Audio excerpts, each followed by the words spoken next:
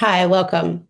I'm Kelly Lang. I come from Virginia and I've been living with brain injury since 2001. And I am the co-leader of the Brain Injury Advisory Council from the Brain Injury Association of America. We are a group of survivors who have been living with brain injury for over 130 years. And we advise and advocate and inspire those of you living with brain injury and your caregivers um, in how you can live a better life following brain injury. Now I'd like to introduce the rest of my council. So I'm going to start with Carole, who's my co-leader. Hi, I'm Carole Starr. I've been living with brain injury since 1999, and I live in Maine. Angela, Hi guys, I'm Angela Lee Tucker. I live in Asheville, North Carolina, and I've had a brain injury since 2008. Kaz, Hello, everyone. I'm Kaz O'Shea Marie. I'm located in Phoenix, Arizona, and I have been living with brain injury since 2017. Darcy, Hi, my name is Darcy Keith. I am from Fishers, Indiana, and I've been living with brain injury since 1991. and Josh, Hey everyone, my name is Josh Kirschmeyer. I live in New Hampshire and I've been living with a brain injury since 2003. and Kelly, Hi all, I'm Kelly Pokrevka. I'm in Virginia and my brain injury occurred in 2013. and Stacia. Hi, everyone. I'm Stacia Bissell. I live in Western Massachusetts, and my brain injury occurred in 2011. Now we're going to hear from Carole and Angela as they talk about the next point. Outcomes after a brain injury are difficult to predict, especially in the first days to months following the injury.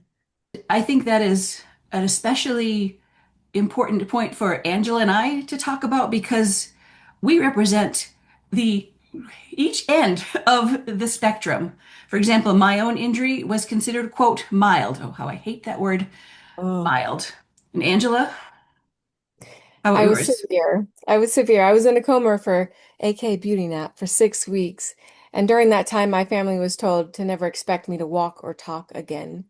After I woke up, it took me several weeks to relearn how to walk with my physical therapist. Shout out to Tammy at Helen Hayes Hospital. But with courage, I walked into my dad's arms. And my prognosis was completely different because my injury was mild. I was told that I was going to recover fully, that give me a few weeks, the few weeks that you were in a coma. I was Yeah. told within the same amount of time that I would be back to my normal life. But here I am 26 years later. Mm, I still have brain injury symptoms every single day. So wow. it both of our experiences go to show that what happens in those early, days and months does not necessarily predict It is not a how you're going predictor. to go through the brain injury experience. That when somebody has a mild injury, many people do fully recover, but there are a subset of us who go on to live with long-term symptoms. And for Mhm. those with severe injuries like Angela's, Yeah, how does this change our experience with brain injury? The differences in outcomes experienced after TBI have made me much more compassionate and sympathetic to meet everyone traveling their journey exactly where they are, because it's difficult to predict where anyone's journeys will take us. yeah, that's right. Because yeah, we literally don't know. And then I think it's it's important to not get too hung up on what the diagnosis is at the beginning because you don't know how that's all going to play out. And all we can do is do the best that we can on any given day with our therapies, with working as hard as we can. I know Angela, I know that you've done a lot of therapies. Still in plenty of therapy. I shared that my prediction was grim, and I get to be a living example of what doing homework, doing the exercises, making healthy choices can result, that the dedication and hard work can pull off. Mhm. And I just want to remind all of you watching, don't give up, friend. It's up to us to help educate our loved ones about our new circumstances. And sometimes it's even hard for us to understand because things it's hard to find the word. So hopefully this document that we're highlighting will help us provide clarity when we need help.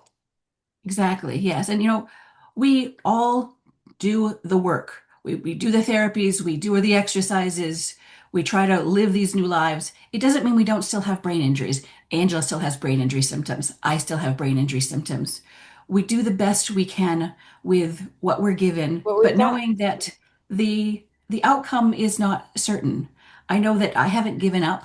No, I'm never going to be the Carole that I was before, but I continue to But I work. love this, Carole. I love this, Carole, just as you are. But I'm continuing to work towards being the best version of this new Carole that I am. So I think, Angela's and my message to all of you watching this is to not let whatever your diagnosis is at the beginning hold you back from thinking that, well, this is it. Wherever you are now is not where Right. you're going to be.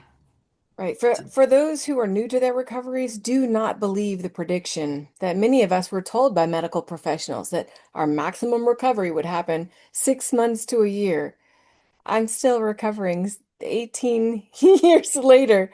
And Um, so am I 26 years later. yes. It's just So we very hard hope to predict the outcomes, and our healing journeys are always evolving. Yes. So we hope our little spiel here has given you some hope moving forward. So thanks for watching. Now, Kelly and Stacia are going to give us their thoughts on this discussion. Yeah, wow. The bottom line here for me is that because the outcomes of brain injuries are simply unpredictable, it's important to acknowledge where you're at, to manage your condition, to lean into your resilience, which is something we all have within us anyway. And most of all, to realize there's absolutely no expiration date on your recovery. Absolutely. It brought up for me, I had so many just similar mild, to use that term, brain injuries in the past, and I never thought about them again, a week later.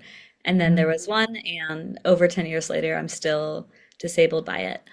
And I want everyone to hear this conversation and not be scared from hearing stories like that, but to be prepared and to be inspired and empowered by knowing that regardless of how long it has taken, regardless of what the state of the initial prognosis was, there's always opportunities for us to continue our recovery as long as we need it, and there's always new things to find. Great points. Be sure to watch our Survivor to Survivor videos of all 12 points from the Communicating About Brain Injury statement.